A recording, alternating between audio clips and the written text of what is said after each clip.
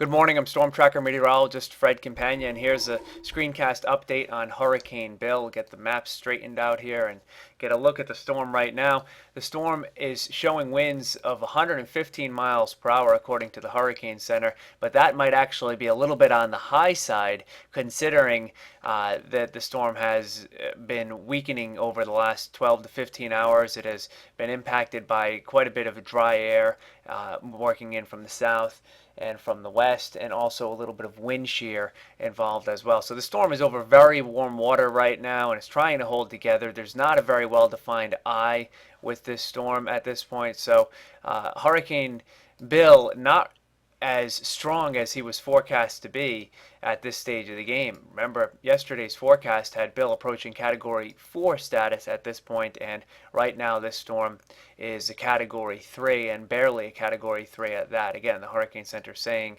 in one of their discussions that the initial intensity of 115 miles per hour might actually be a bit on the high side. The storm is moving to the northwest right now at 17 miles per hour. It is on the projected track, so although the intensity forecast has been a little bit off, and that's the harder part of hurricane forecasting, is the intensity forecast. The track forecast has been very good from the Hurricane Center on this storm.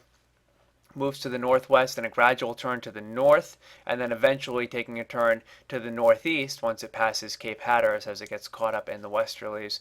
And we really see a trough coming through the northeastern United States that helps to kick Bill out into the North Atlantic eventually. And it appears that Sable Island and a little bit farther off to the northeast might be the area with the greatest impact from Hurricane Bill. But as you get into Nova Scotia, things aren't necessarily looking as bad as they once did, and certainly along our shores, things are not looking as bad as they could have been with Hurricane Bill.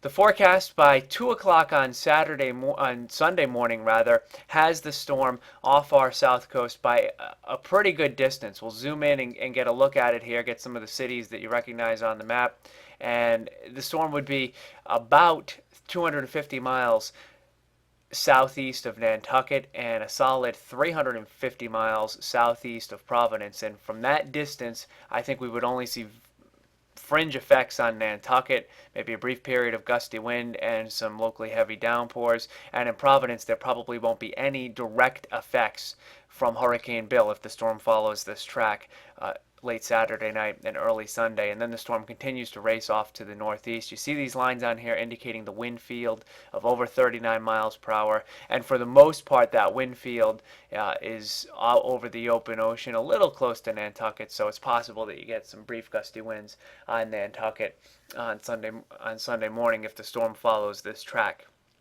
What are the computer projections saying? Well, the computer projections, many of them are actually still slightly to the west of the official track, but none of them as close as they once were. Some of these computer projections at one point were within about 75 miles of Nantucket. Now the closest is 111 miles. And if you throw out these two, the next closest is almost 200 miles from Nantucket and almost 300 miles from Providence. So we're feeling pretty confident now that this storm will not come as close as originally feared in a worst case scenario. So that is good news. The surf should still be pretty high at the area beaches and very rough seas as you get out over Rhode Island Sound and Buzzards Bay over the weekend. So you need to keep that in mind. Swimming may not be safe at many beaches. We'll continue to keep an eye on Hurricane Bill and give you another update a little bit later on in the day.